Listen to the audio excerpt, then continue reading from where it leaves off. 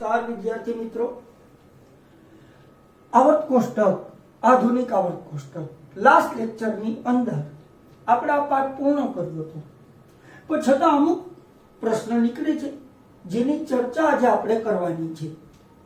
4-5 દિવસે મારો લેક્ચર આવ્યો છે, તો આજે આ પાઠ આપણે પૂરો કરવાનો છે અને આપણો આજનો પહેલો જ ક્વેશ્ચન છે।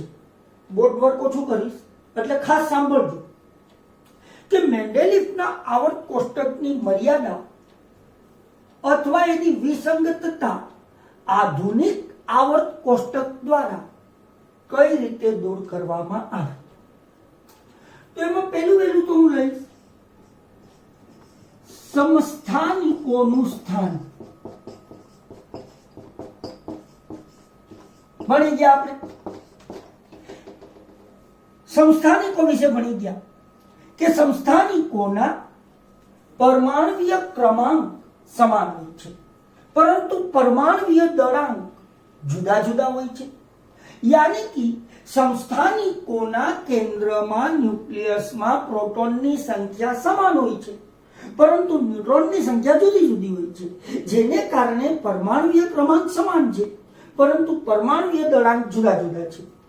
मेंडेलिफनुं आवર્ત કોષ્ટક परमाणुीय दळांकना चढ़ता क्रमना आधारे रचायेલું छे, जेने लीधे समस्थानिको मेंडेलिफना आवर्त नियम माटे પડકારરૂપ बन्या। આપણે અગાઉ ચર્ચા કરી ગયા છીએ કે સમસ્થાનિકોને મેન્ડેલિફના આવર્ત કોષ્ટકમાં સમાવી શકાતા નથી, પરંતુ આધુનિક આવર્ત કોષ્ટક છે તમને ખ્યાલ છે કે પરમાણુીય ક્રમાંકના ચડતા ક્રમના આધારે રચાયેલું છે।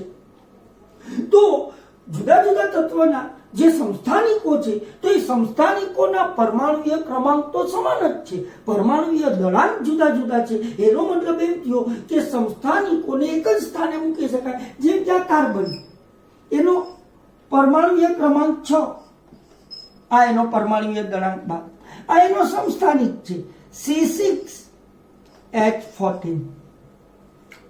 आ बे कार्बनना समस्थानिको छे। તમે જોઈ શકો છો બેયના પરમાણુીય ક્રમાંક 6 છે, તો બેયના પરમાણુીય દળાંક જુદા જુદા છે। મેન્ડેલિફનું આવર્ત કોષ્ટક પરમાણુીય દળાંકના આધારે રચાયેલું હતું, બેયના પરમાણુીય દળાંક જુદા જુદા છે, એટલે સ્વાભાવિક છે કે મેન્ડેલિફના આવર્ત કોષ્ટકમાં બેયને સમાવી શકાય નહીં। પરંતુ આધુનિક આવર્ત કોષ્ટક તો પરમાણુીય ક્રમાંકના આધારે રચાયેલું છે। બંનેનો પરમાણુીય ક્રમાંક કેટલો છે? 6। એટલે આપણે જો આધુનિક આવર્ત કોષ્ટકમાં આવ્યા અહીંયા તો આર્યું आ कार्बन આપણે જોઈ શકીએ છીએ કાર્બન આયા આવેલું છે, કયા સમૂહમાં છે તો કે 14મા સમૂહમાં। કેટલામાં આવર્તમાં? બીજા આવર્ત અને 14મા સમૂહમાં કાર્બન આયા છે। હવે કાર્બનના બે સમસ્થાનિકોનું સ્થાન આયા છે, આમ એક જ જગ્યા ઉપર બે સમસ્થાનિકો રહી શકશે। એનો મતલબ શું થયો કે તત્વના કોઈ એક જ તત્વના ગમે એટલા સમસ્થાનિકો હોય તો એને આવર્ત કોષ્ટકમાં એક જ ખાનામાં એક જ જગ્યાએ ગોઠવવામાં આવે છે।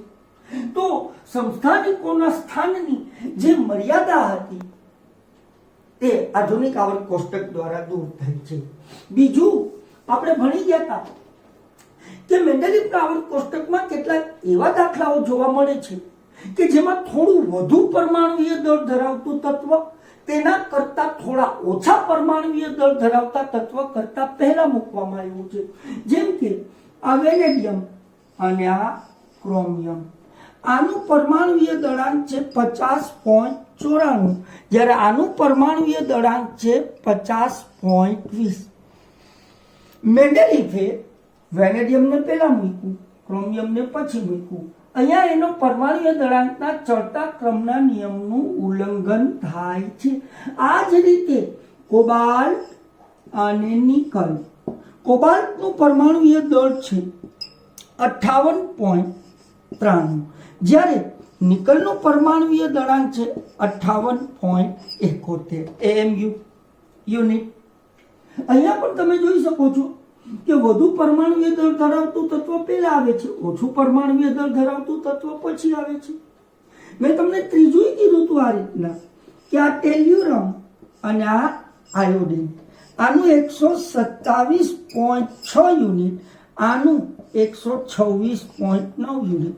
અહીંયા પણ તમે જોઈ શકો છો ટેલ્યુરમ પહેલા આવે છે જેનું પરમાણુીય દળ વધુ છે આનું પરમાણુય દળ ઓછું છે એ પછી છે. આમ મેન્ડેલિફના આવર્ત કોષ્ટકમાં આવી વિસંગતાઓ જોવા મળી હતી આપણને. મેન્ડેલિફે આવા સમયે તત્વના ગુણધર્મને વધુ મહત્વ આપ્યું હતું. ગુણધર્મના આધારે મેન્ડેલિફે આ રીતની ગોઠવણી કરી હતી. પણ આધુનિક આવર્ત કોષ્ટક તો તમને ખબર જ છે શેના આધારે રચાયેલું છે? પરમાણુય ક્રમાંકના આધારે. તો એમાં આપણને આવી વિસંગતતા, કારણ કે એમાં પરમાણુય દળાંકનો આપણે ઉલ્લેખ જ નથી કરવાનો. એક પછી એક ક્રમશઃ પરમાણુય ક્રમ વધતો જાય, તત્વ ગોઠવાતા જાય. તો આમ આપણે ભણ્યા કે મેન્ડેલિફના આવર્ત કોષ્ટકમાં કેટલાક એવા દાખલાઓ જોવા મળે છે કે જેમાં થોડો વધુ પરમાણુય દળ ધરાવતું તત્વ તેના કરતા થોડો ઓછો પરમાણુય દળ ધરાવતા તત્વ કરતા પહેલા ગોઠવવામાં આવ્યું છે. કોઈ પણ એક ઉદાહરણ આપી દેવાનું, જેમ કે કોબાલ્ટ અને નિકલ.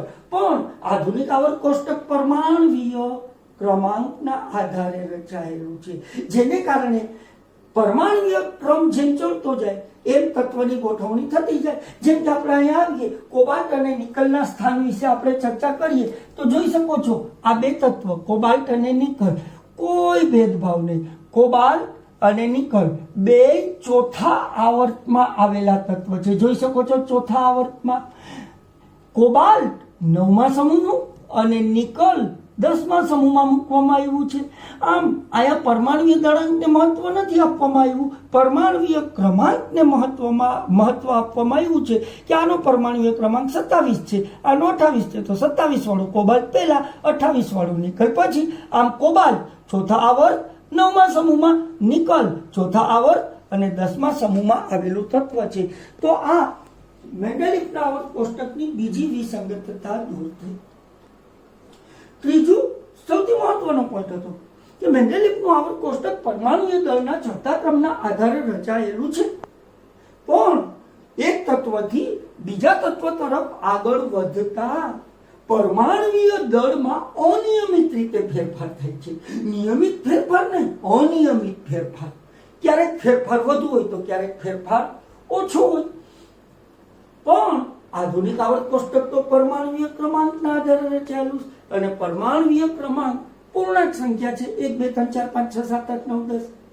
એટલે બે તત્વ વચ્ચે નવા કેટલા તત્વની શોધ થઈ શકશે તે આધુનિક આવર્ત કોષ્ટક વડે આપણે સમજાવી શકીએ છીએ. આમ મેન્ડેલિફના આવર્ત કોષ્ટકમાં પરમાણુય દળમાં એક તત્વથી બીજા તત્વ તરફ આગળ વધતા પરમાણુય દળમાં અનિયમિત રીતે ફેરફાર થાય છે. તેથી બે તત્વો વચ્ચે નવા કેટલા તત્વની શોધ થઈ શકે તે કહેવું મુશ્કેલ છે, અનિશ્ચિત છે.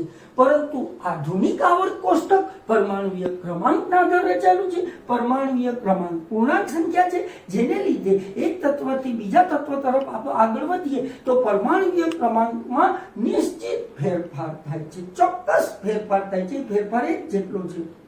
જેમ કે 118 તત્વ જાણીતા છે. હવે માની લો મેં ઉદાહરણ તમને આપ્યું હતું કે કોઈ વૈજ્ઞાનિકે 121 પરમાણુય ક્રમાંક ધરાવતું તત્વની શોધ કરી તો તરત જ આપણને ખ્યાલ પડશે કે 118 તત્વ હતા. હવે જે તત્વની શોધ થઈ એ 121 પરમાણુય ક્રમાંક ધરાવે છે. તો ચોક્કસપણે હજી બે તત્વો વચ્ચે રહેલા છે. એકનો પરમાણુય ક્રમાંક 119 હશે, એકનો પરમાણુય ક્રમાંક 120 હશે. તો આપણને બે તત્વ છે એની માહિતી મળી. તો હવે એના શોધ કાર્યમાં સફળતા, યાની કે એના શોધ કાર્યને વેગ મળશે, ઝડપથી નવા તત્વની શોધ થઈ શકશે, એનો આપણને એક રસ્તો મળશે.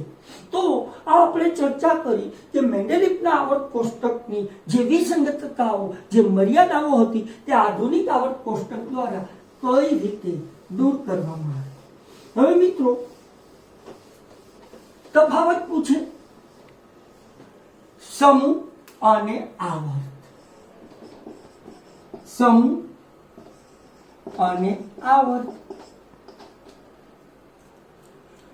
તો ઢગલા મોઢે તમને આમાંથી તફાવતના મુદ્દા નીકળે. ઢગલા મોઢે તો શરૂઆત જ કરો કે પેલું આવર્ત કોષ્ટકમાં આવેલા ઊભા સ્તંભને સમૂહ કહે છે, જ્યારે આવર્ત કોષ્ટકમાં આવેલ આડી હરોળને આવર્ત કહે છે. બીજો મુદ્દો લઈએ કે તમને ખ્યાલ છે આધુનિક આવર્ત કોષ્ટકમાં સમૂહની સંખ્યા કેટલી છે? 18. આધુનિક આવર્ત કોષ્ટકમાં આવર્તની સંખ્યા કેટલી છે? 7. આજે ત્રીજો પોઈન્ટ, હવે આપણે જે ગુણધર્મ ભણ્યા એની ચર્ચા કરવાની છે. પહેલા ઇલેક્ટ્રોન રચના પર જોઈએ. શું તો કે એક જ સમૂહમાં આવેલા તત્વોની બાહ્યતમ કક્ષા જુદી જુદી હોય છે, પરંતુ તેમાં ઇલેક્ટ્રોનની સંખ્યા સમાન હોય છે. આમ બાહ્યતમ કક્ષાને અનુલક્ષીને આપણે મુદ્દો બનાવવાનો છે કે બાહ્યતમ કક્ષા જુદી જુદી હોય છે, પરંતુ એની અંદર ઇલેક્ટ્રોનની સંખ્યા સમાન હોય છે. અને ઘણી વખત આપણે પહેલો સમૂહ આપણે લખતા hydrogen, lithium, sodium, potassium, rubidium, caesium, francium. તમે દરેકની જોઈ લેજો મારા જૂના વિડીયોમાં કે દરેકમાં બાહ્યતમ કક્ષા એક વધતી જાય છે, પણ બાહ્યતમ કક્ષામાં ઇલેક્ટ્રોનની સંખ્યા એક હોય છે.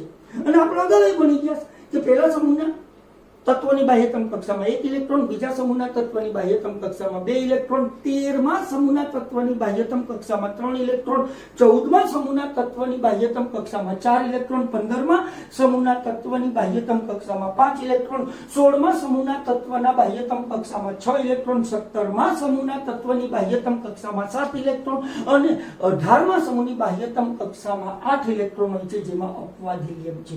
તો આવર્ત એમાંય આપણે ભણી ગયા આવર્તની અંદર કે બાહ્યતમ કક્ષા સમાન હોય છે, પણ બાહ્યતમ કક્ષામાં ઇલેક્ટ્રોનની સંખ્યા ક્રમશઃ વધતી જાય છે.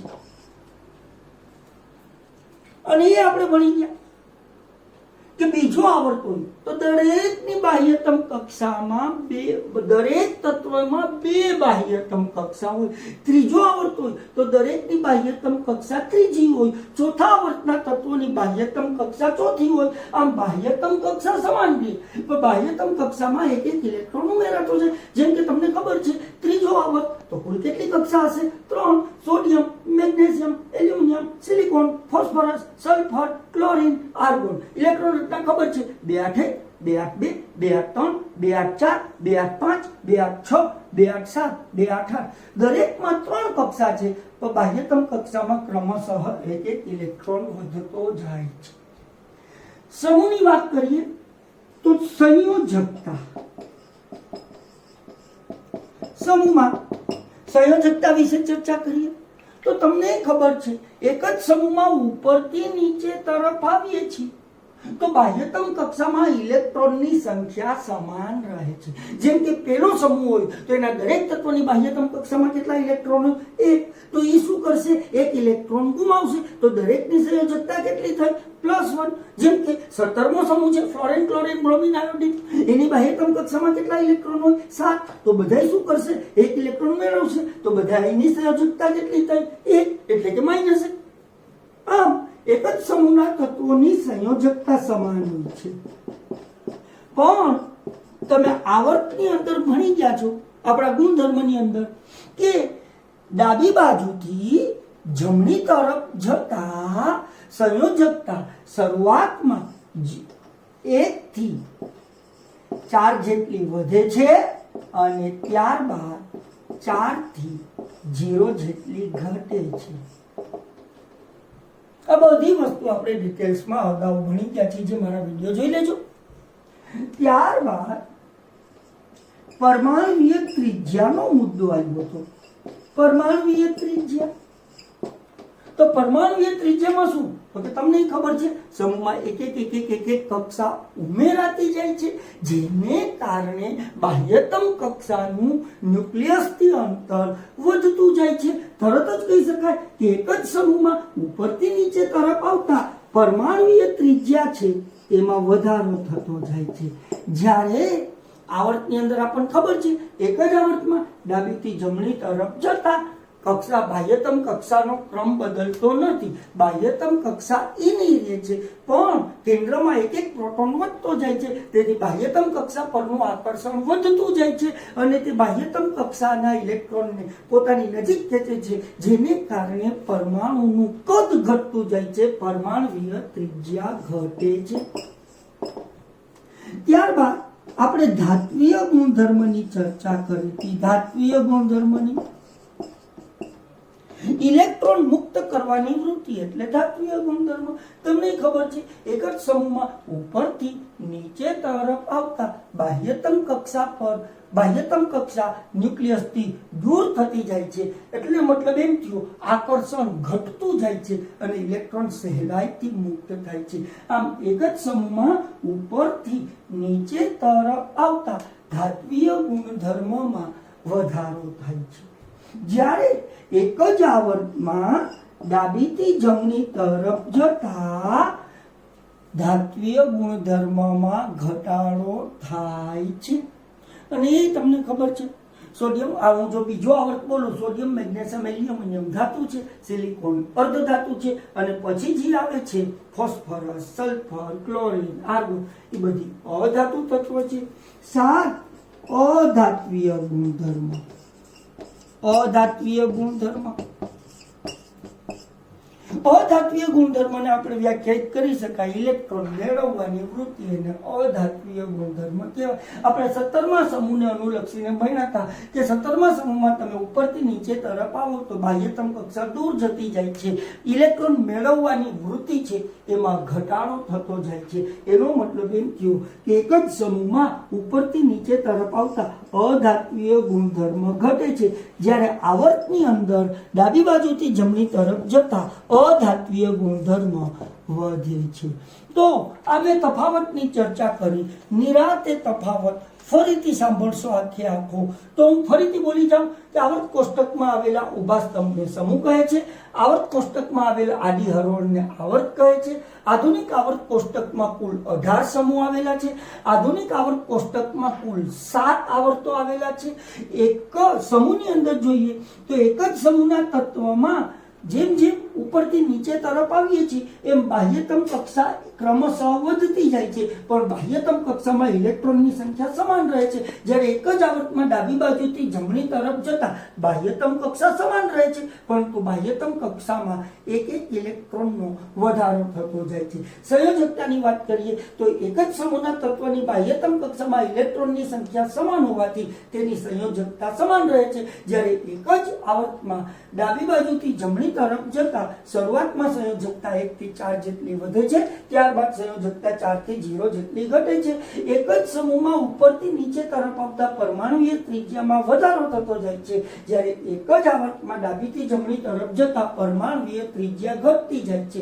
ધાત્વીય ગુણ તો કે એક જ સમૂહમાં ઉપરથી નીચે તરફ આવતા ધાત્વીય ગુણધર્મ વધતો જાય છે. એક જ આવર્તમાં ડાબીથી જમણી તરફ જતા ધાત્વીય ગુણધર્મ ઘટતો જાય છે. સમૂહની અંદર અધાત્વીય ગુણધર્મની ચર્ચા કરીએ તો એક જ સમૂહમાં ઉપરથી નીચે તરફ આવતા અધાત્વીય ગુણધર્મ ઘટે છે, જ્યારે એક જ આવર્તમાં ડાબીથી જમણી તરફ જતા અધાત્વીય ગુણધર્મ વધે છે. નાઉ થોડી ચર્ચા. Next question.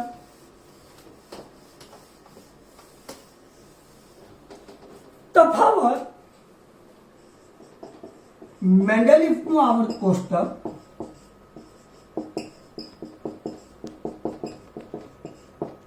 આધુનિક આવર્ત કોષ્ટક.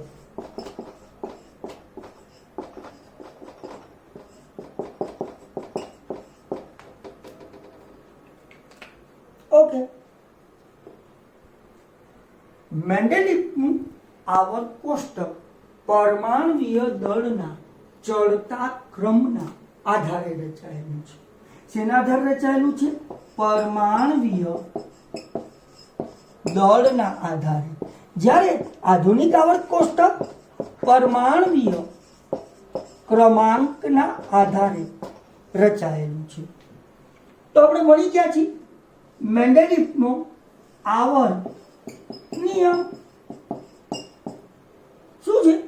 તો કે તત્વના ગુણધર્મો તેના પરમાણ્વીય દળના આવર્તનીય વિધેય છે. શું? તત્વના ગુણધર્મો તેના પરમાણ્વીય દળના આવર્તનીય વિધેય છે. આધુનિક આવર્ત કોષ્ટકમાં શું કહીશું? તો કે એનો આધુનિક આવર્ત નિયમ શું છે? તો કે તત્વના ગુણધર્મો તેના પરમાણ્વીય ક્રમાંકના આવર્તનીય વિધેય છે. મેન્ડેલિફના આવર્ત કોષ્ટકમાં કુલ 8 સમૂહ અને 7 આવર્તનો સમાવેશ થાય છે, જ્યારે આધુનિક આવર્ત કોષ્ટકમાં તમને ખબર છે સમૂહ કેટલા છે? 18, આવર્ત કેટલા છે? 7. તો આ ત્રીજો મુદ્દો થયો. નાઉ મેન્ડેલિફના આવર્ત કોષ્ટકમાં કેટલીક જગ્યાએ રિક્ત સ્થાનો આવેલા હતા, જે તમને ખ્યાલ છે. પાછળથી આ તત્વ શોધાણા હતા. મેન્ડેલિફે તો નામ પણ આપ્યું હતું, તમને યાદ હોય તો. એકા બોરોન, એકા એલ્યુમિનિયમ, એકા સિલિકોન, અને પાછળથી તત્વની શોધ થઈ હતી. એકા બોરોન એટલે સ્કેન્ડિયમ, એકા એલ્યુમિનિયમ એટલે ગેલિયમ, એકા સિલિકોન એટલે જર્મેનિયમ. મેન્ડેલિફના આવર્ત કોષ્ટકમાં કેટલીક જગ્યાએ રિક્ત સ્થાનો આવેલા હતા, જે આધુનિક આવર્ત કોષ્ટકમાં આવા રિક્ત સ્થાનો આવેલા નથી. પછી નેક્સ્ટ, કે મેન્ડેલિફના આવર્ત કોષ્ટકમાં નિષ્ક્રિય વાયુઓ હતા નહીં. ઓકે, તો આધુનિક આવર્ત કોષ્ટકમાં જે છેલ્લો સમૂહ આવેલો છે, 18મો સમૂહ, એ નિષ્ક્રિય વાયુઓનો સમૂહ આવેલો છે. આ એક ઓર તફાવત થયો મેન્ડેલિફનું આવર્ત કોષ્ટક અને આધુનિક આવર્ત. નેક્સ્ટ, મેન્ડેલિફના આવર્ત કોષ્ટકમાં સંસ્થાનિકોને સમાવી શકાતા નથી, જ્યારે આધુનિક આવર્ત કોષ્ટકની અંદર સંસ્થાનિકોને સમાવી શકાય છે. તો મેં તમને જે કંઈ મટીરિયલ આપ્યું હશે એમાં આવા ક્વેશ્ચન હોય તો એની ચર્ચાઓ હશે. હવે આપણે થોડુંક આગળ વધીએ.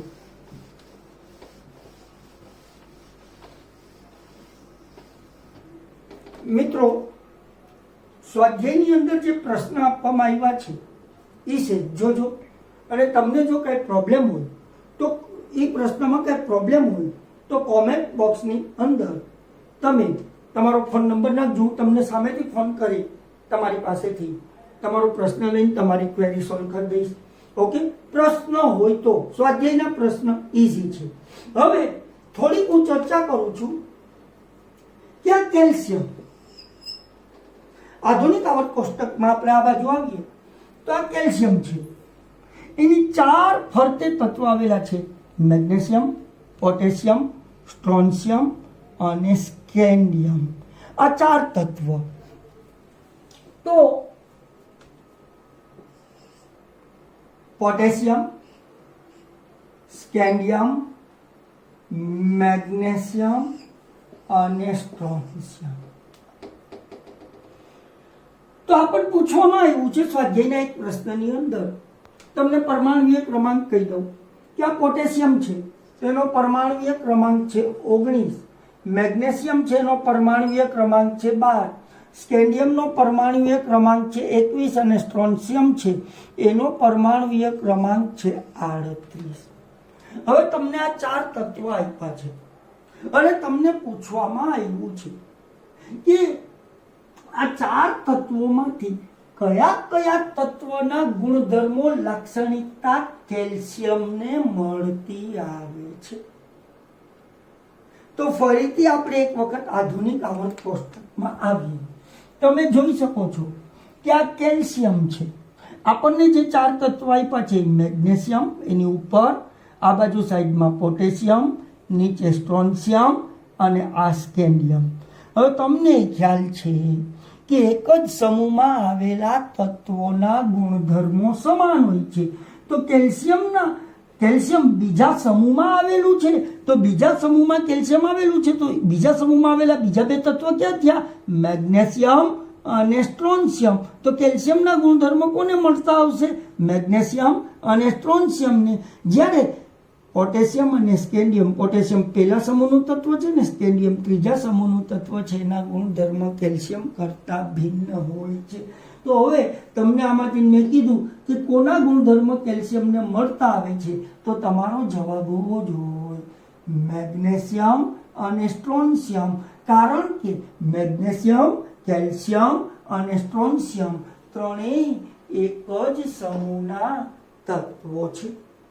હજી ચોકડીની અંદર, ટેક્સ્ટ બુકની અંદર આવો એક ક્વેશ્ચન આપેલો છે 16 અને 17. આ સમૂહનો ક્રમ છે. સમૂહ છે, પેલું ખાનું ખાલી, બીજું ખાલી, ત્રીજું ખાલી, અહીંયા બી તત્વ આપેલું છે. પેલું ખાલી, અહીંયા એ, આ ખાલી, આ સી. આ 16મો સમૂહ આપ્યો છે, આ 17મો સમૂહ આપ્યો છે. હવે આમાંથી એને તમને પ્રશ્ન પૂછ્યા છે. પહેલો પ્રશ્ન તમને પૂછવામાં આવ્યો છે કે એ ધાતુ તત્વ છે કે અધાતુ તત્વ. તો તમને ખ્યાલ છે કે એ કયા સમૂહનું તત્વ છે? 17મા સમૂહમાં આવેલું તત્વ છે. તો એની બાહ્યતમ કક્ષામાં કેટલા ઇલેક્ટ્રોન હોય? 7. 7 ઇલેક્ટ્રોન હોય તો તમને ખ્યાલ હોવો જોઈએ કે ધાતુ કહેવાય કે અધાતુ. તો તમને ખ્યાલ છે પહેલો બીજો અને 13મા સમૂહ સુધી તમને ધાતુઓ જોવા મળશે. પછી અધાતુ તત્વ તમને શરૂઆત થશે. તો 17મા સમૂહમાં એ આવેલું છે, એની બાહ્યતમ કક્ષામાં 7 ઇલેક્ટ્રોન છે. તો એ ઇલેક્ટ્રોન મેળવવાની વૃત્તિ ધરાવે છે. મેળવવાની વૃત્તિ કોણ ધરાવે? અધાતુ તત્વ. તો એ અધાતુ તત્વ છે. આ પહેલી ચર્ચા આપણે કરી. બીજી ચર્ચા આપણને એ પ્રશ્ન પૂછવામાં આવ્યો છે કે બી અને સી માં કોનું કદ વધુ હશે અને કોનું કદ નાનું હશે? તમે જોઈ શકો છો બી અને સી એક જ આવર્તમાં આવેલા છે. અને આપણે એ ભણી ગયા છીએ અગાઉ કે એક જ આવર્તમાં ડાબીથી જમણી તરફ જતા કેન્દ્રીય ધન વીજભાર વધતો જાય છે. બાહ્યતમ કક્ષા પરનું આકર્ષણ વધતું જાય છે. તેથી બાહ્યતમ કક્ષા ન્યુક્લિયસ તરફ ખેંચાતી રહે છે, જેને કારણે પરમાણુય કદ ઘટે છે, પરમાણુય ત્રિજ્યા ઘટે છે. તો તમે જોઈ શકો છો, તમે ડાબીથી જમણી તરફ જાઓ આવર્તમાં તો પરમાણુય ત્રિજ્યા ઘટે, પરમાણુય કદ ઘટે તો બી નું કદ ઓછું હશે, બી નું કદ વધુ હશે, સી નું કદ ઓછું હશે. ત્રીજો ક્વેશ્ચન તમને એ પૂછવામાં આવ્યો છે એ અને સી માં કોની પ્રતિક્રિયાત્મકતા વધુ છે? શબ્દ પકડજો, પ્રતિક્રિયાત્મકતા. હવે પ્રતિક્રિયાત્મકતા એટલે તેનો પર્યાય શબ્દ થાય ક્રિયાશીલતા, यानी कि सक्रियता. तो कोनी सक्रियता વધુ હશે અને સી માં? એટલે કે કોની પ્રતિક્રિયાત્મકતા ઓછી, કોની પ્રતિક્રિયાત્મકતા વધુ? તો તમને ખ્યાલ છે કે આ સમૂહનું તત્વ છે 17. તો બે ની બાહ્યતમ કક્ષામાં કેટલા ઇલેક્ટ્રોન હશે? 7. તો બે શું કરશે? એક ઇલેક્ટ્રોન મેળવશે. તો કોણ ઝડપથી ઇલેક્ટ્રોન મેળવશે? તો એની ચર્ચા કરીએ. એક જ સમૂહમાં તમે ઉપરથી નીચે તરફ આવો તો બાહ્યતમ કક્ષા વધતી જાય છે. બાહ્યતમ કક્ષામાં ઇલેક્ટ્રોનની સંખ્યા 7 જ છે, તો બાહ્યતમ કક્ષા વધતી જાય છે. હવે માની લો કે અહીંયા એમાં આ બે કક્ષા, એ તત્વ છે, આ બે કક્ષા છે અને સી ની અંદર આ 4 કક્ષા છે. અહીંયા 7 ઇલેક્ટ્રોન છે, અહીંયા 7 ઇલેક્ટ્રોન છે. બે એક ઇલેક્ટ્રોન મેળવશે. કોણ ઝડપથી ઇલેક્ટ્રોન મેળવી શકશે? વિચારો જી. તો કે જેનું કદ ઓછું એ ઝડપથી ઇલેક્ટ્રોન મેળવી શકે, જેનું કદ મોટું એમાં બહારના ઇલેક્ટ્રોન પરનું આકર્ષણ ઓછું હોય એટલે એને ઇલેક્ટ્રોન મેળવતા વાર લાગે. તો એ ઝડપથી ઇલેક્ટ્રોન મેળવશે. કદ ઓછું, ઇલેક્ટ્રોન ઝડપથી મેળવે, રાસાયણિક પ્રક્રિયા ઝડપી કરે, એની પ્રતિક્રિયાત્મકતા વધુ. આમ એની પ્રતિક્રિયાત્મકતા સી કરતા વધુ છે, યાની કે એની પ્રતિક્રિયાત્મકતા વધુ છે અને સી ની પ્રતિક્રિયાત્મકતા ઓછી છે. તો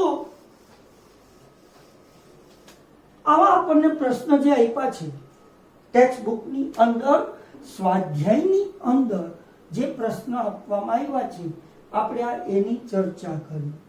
હવે હજી થોડીક ચર્ચા કરશું આપણે. સેજ બુદ્ધિની જરૂર પડશે. ચલો મિત્રો, મારી પાસે એક સંયોજન છે MCl2, જ્યાં M અજ્ઞાત તત્વ છે. અજ્ઞાત તત્વ છે. તો તમારે મને કહેવાનું કે M આધુનિક આવર્ત કોષ્ટકમાં કયા સમૂહમાં આવેલું તત્વ છે. તો થોડીક આયનો વિશે ખબર હોવી જોઈએ કે તમે જોઈ શકો છો Cl ક્લોરીન પરમાણુય ક્રમાંક 17 છે. એક તત્વ જાણીતું હશે, એક અજ્ઞાત હશે. હવે આનો પરમાણુય ક્રમાંક 17 છે એટલે તમને ખબર પડી ગઈ કે એની બાહ્યતમ કક્ષામાં 7 ઇલેક્ટ્રોન રહેલા છે. 7. તો એ શું કરશે? એક ઇલેક્ટ્રોન મેળવશે. એનો મતલબ એમ કે ક્લોરીન ઉપર -1 જેટલો વીજભાર છે. એવા કેટલા ક્લોરીન છે? 2. તો બીજા ક્લોરીન ઉપર -1, તો બેયનો ટોટલ કેટલો થયો? -2. ઋણ 2 જેટલો વીજભાર થયો. તો વટથી કહી દેવાનું એમ ઉપર કેટલો વીજભાર હોય? +2 જેટલો. -2 +2 તો એ તો બને MCl2. આમ એમની ઉપર કેટલો વીજભાર આવ્યો? +2. +2 ક્યારે બને? એને 2 ઇલેક્ટ્રોન બાહ્યતમ કક્ષામાંથી ગુમાવ્યા હોય તો. એનો મતલબ એમ થયો એમની બાહ્યતમ કક્ષામાં કેટલા ઇલેક્ટ્રોન હશે? 2 ઇલેક્ટ્રોન હશે. એ ઇલેક્ટ્રોન એને ગુમાવ્યા એટલે તો બન્યો M+2. એનો મતલબ એમ થયો જો એમની બાહ્યતમ કક્ષામાં 2 ઇલેક્ટ્રોન હોય તો આપણે સમૂહની વ્યાખ્યા પરથી ભણી ગયા છીએ કે M બીજા સમૂહમાં આવેલું તત્વ છે. હજી આપણે થોડુંક જોઈએ.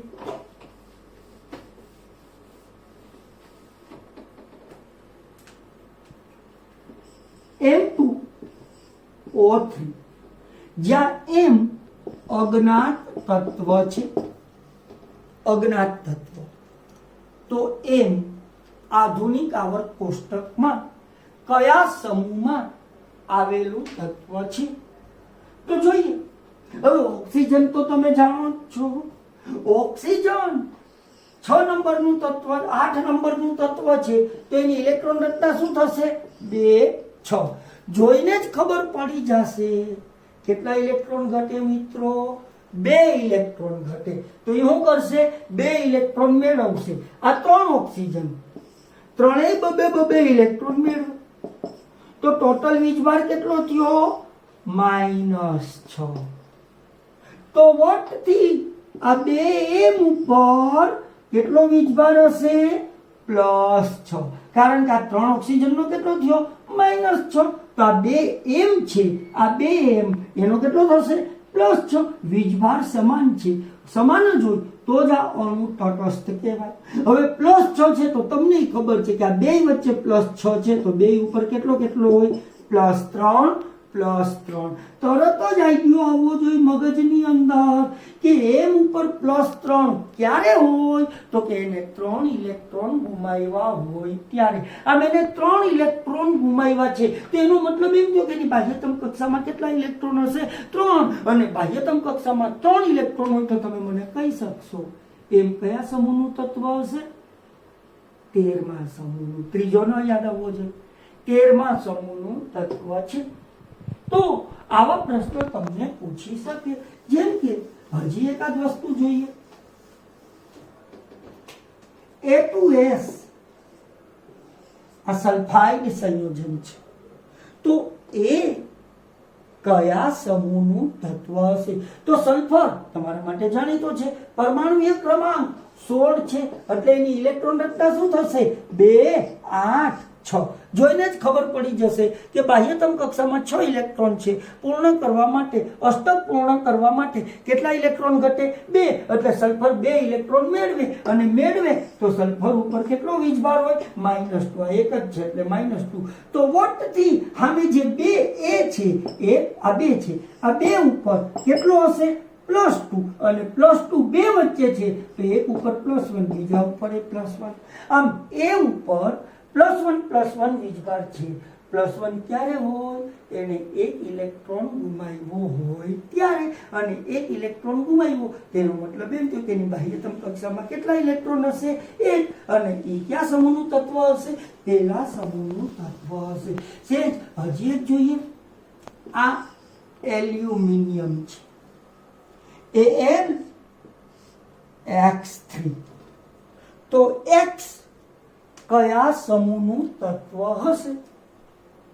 તો મેં તમને કીધું ને કે એલ્યુમિનિયમ તો તમારા માટે જાણીતું છે.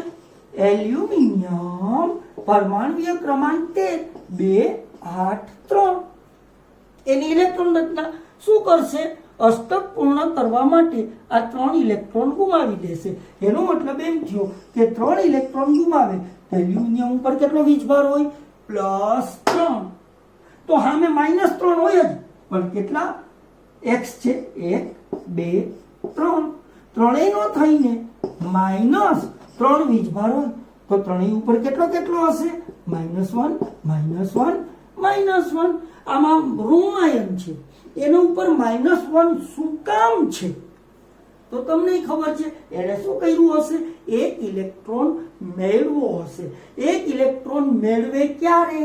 બાહ્યતમ કક્ષામાં કેટલા ઇલેક્ટ્રોન હોય તો એને એક ઇલેક્ટ્રોન મેળવો હશે? તો તમને ખબર છે બાહ્યતમ કક્ષામાં 7 ઇલેક્ટ્રોન હોય તો એક ઇલેક્ટ્રોન મેળવે. એનો મતલબ એમ થયો કે તત્વ X છે એની બાહ્યતમ કક્ષામાં 7 ઇલેક્ટ્રોન હોય અને 7 ઇલેક્ટ્રોન હોય તો X 17મા સમૂહનું તત્વ છે. 17મા સમૂહ. હજી એકાદ ઉદાહરણ જોઈએ.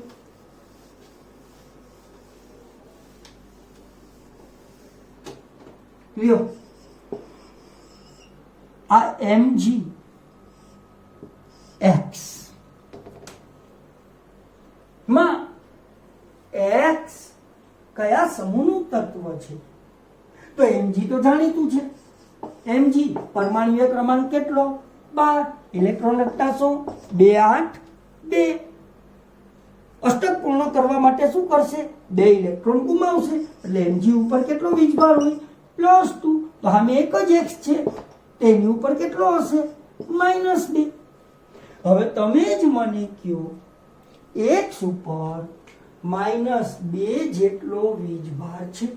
2 -2 તેનો મતલબ શું થયો કે એને 2 ઇલેક્ટ્રોન મેળવા છે. 2 ઇલેક્ટ્રોન ક્યારે મેળવે? જો બાહ્યતમ કક્ષામાં 6 ઇલેક્ટ્રોન હોય તો જ 2 ઇલેક્ટ્રોન મેળવે, તો જ -2 જેટલો વીજભાર હોય. એનો મતલબ એમ થયો કે આ x ની બાહ્યતમ કક્ષામાં 6 ઇલેક્ટ્રોન છે અને 6 ઇલેક્ટ્રોન છે તો તમને ખબર હોવી જોઈએ કે કયા સમૂહનું તત્વ છે? 16મા સમૂહનું તત્વ છે. આમ x 16મા સમૂહનું તત્વ છે. તો આવા તમને પૂછી શકે. હવે હું તમને આવા સંયોજન આપું છું, એના ઉપરથી તમારે મને કહેવાનું ક્યાં કોમેન્ટ બોક્સની અંદર જવાબ લખજો. આ પહેલો ક્વેશ્ચન, આ Na3X તો X કયા સમૂહનું તત્વ હશે? Na3X તો X કયા સમૂહનું તત્વ હશે? આનો જવાબ તમારે મને આપવાનો છે. ઓકે, હજી એક લઈએ આપણે. માની લો આ એ અજ્ઞાત છે. અજ્ઞાત. ઓકે, અને અહીંયા હું લઉં નાઇટ્રોજન. ચલો આ નાઇટ્રોજન. સૂત્ર શું થયું? A3N2.